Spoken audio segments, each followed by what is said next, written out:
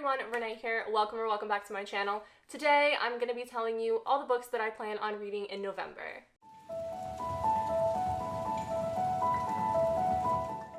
Now, October was a really good month for me because it dragged me out of my reading slump, and I'm really hoping to continue that in November.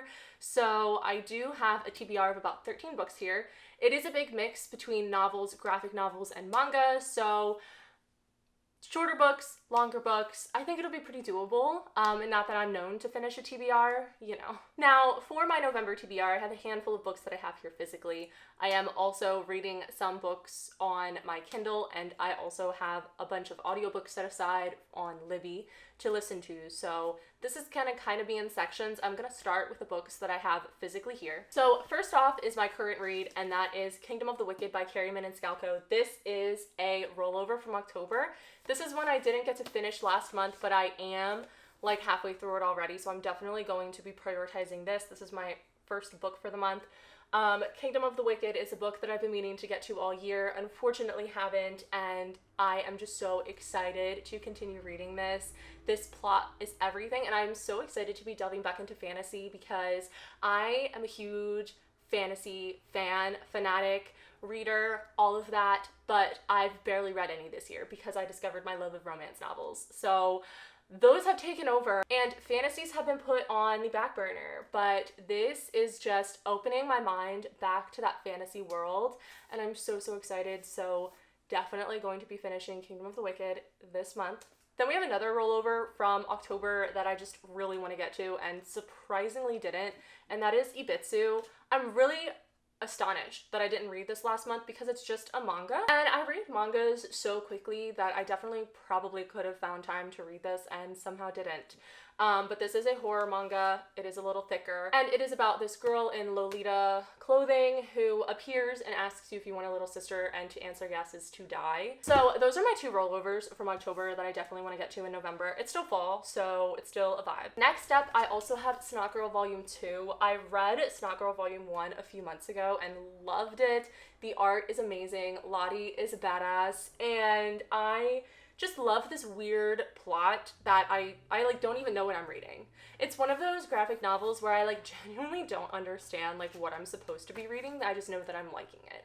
So I did get Volume 2, and I'm excited to continue with this story. Then I have November 9 by Colleen Hoover. This is a rollover from another month, I think September.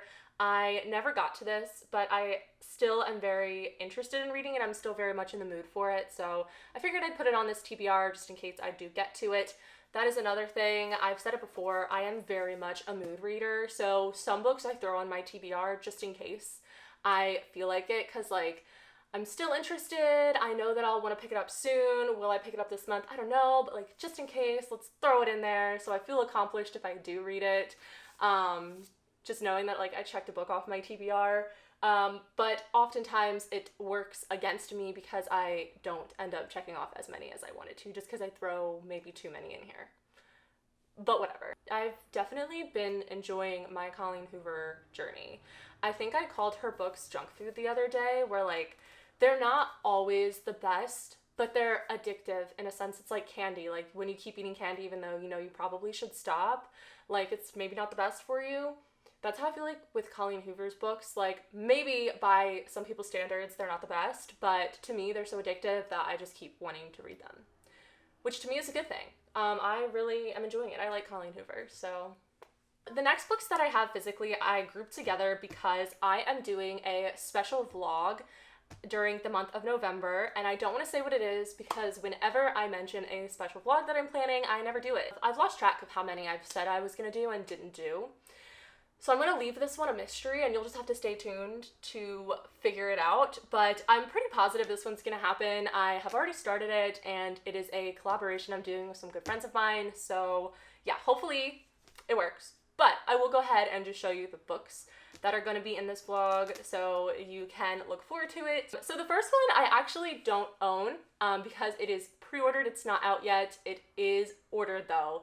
So it will be here next week, and that is You've Reached Sam by Dustin Tao. This is a surprise to no one because this is one of my most anticipated books of the whole entire year. I have waited all year for this. Look at this cover. Like, I've raved about this all year and I haven't even read it. And if I read it and I don't like it, I'm just gonna be heartbroken because of how much I want to love this book. This book follows our main character who has her life put together, and a lot of her life plans revolve around her boyfriend, and her boyfriend, Sam, unfortunately passes away, and obviously she's unable to let go, and she really, really misses him, and she decides that she just wants to hear his voice again. So she calls his phone, hoping to hear his voicemail, only he actually picks up the phone, and they have communications over the phone, but he's dead. I don't know how this is gonna go, but I can't imagine me not sobbing. The next book is Addicted to You by Krista and Becca Ritchie. This is the first book in the Addicted series. Yes, this is another rollover from another month, I think September. But this I'm actually in the middle of now as well. Where am I? I'm on page 57. So I'm definitely going to be reading this month since I've already started it. And plus, like I said, it is for the special vlog. But this is a story of two addicts who come together. It is fake dating. I haven't read much fake dating, but so far it's pretty interesting to see the dynamic of these two characters. But yes, so Addicted to You. This is the first book in a series, and I picked it up because of Steph. This is like her favorite series, and this whole universe apparently has like 10 to 20 books. So I'm a little daunted by that fact, but I think this actual series, like for these characters, is like maybe 4, 5, I don't know, but a doable number, so that's cool. And the last book that I'm going to be reading for this special vlog is Xoxo by Xoxo. This is a book that's been on several TBRs so far, and I'm excited to finally be getting to it. But it just sounds like a really sweet, fun time. It is set in Seoul, South Korea, and it involves K-pop, and romance book involving K-pop set in South Korea. Next up, I'm going to go over all of the books that I have set so far on my Kindle.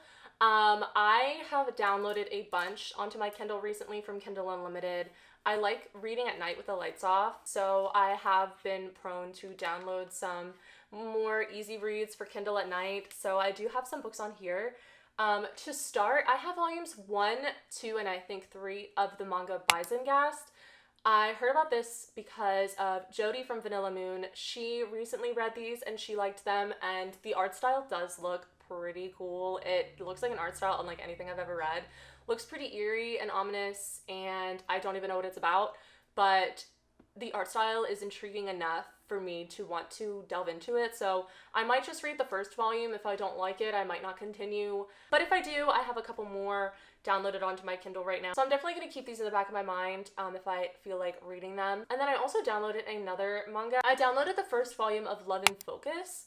This is a shorter manga series. I think there's only 3, maybe 4, and they're not all on Kindle Unlimited. I think only the first 2 are, which is kind of unfair. But I did download the first volume. If I do like it, I might buy the bind up. But all I know about this is that it involves photography, and if you don't know, I actually did major in photography in college. Am I using my degree? No. But do I have a love for photography? Yes. So I'm definitely interested to see it in a manga, and I just think it'll be a really cute time. Next up, I have a poetry book, and that is I Am More Than My Nightmares. The cover really pulled me into this one, and I don't even really know the premise of it. I always assume that most poetry books are good for like self-help and relaxation and just maybe getting in touch with your emotions. So this one's definitely giving me those vibes, and especially reading in the dark at night. I don't know, I just feel like I'll be gravitating toward this one. Maybe read it a little slowly, read a couple poems a night, but I do have this downloaded for nights when I just want to lay in bed and read. And then the last book that I have on my Kindle is Evidence of the Affair by Taylor Jenkins Reid. I have been reading a lot of Taylor Jenkins Reid this year. Taylor Jenkins Reid is a new author to me. I had never read their books before this year, and I am obsessed. She has quickly become one of my all-time favorite authors, and this will be the 5th book by her I've read this year, and I just hope that it is every bit as good as her other ones. I believe this is a shorter one. I don't even really know the exact summary of it, but I think it is really short. I think it's like 120 pages or something like that. If the title is not misleading, I would go as far as to say that it is about an affair, but that might be a very stupid assumption. But we're gonna find out. I hopefully will get to this month. I do have it downloaded, so yeah. Next up is a book that I actually got approved for on NetGalley last month, but I think it might be out as of today, because I'm pretty sure it comes out November 2nd, and I'm pretty sure today is November 2nd.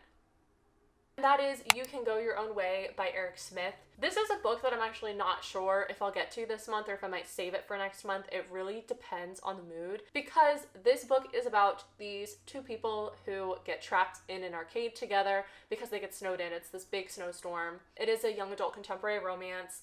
And for some reason, any book that involves snow, I don't want to read until December. Because I feel like December is the only acceptable month for snow to exist.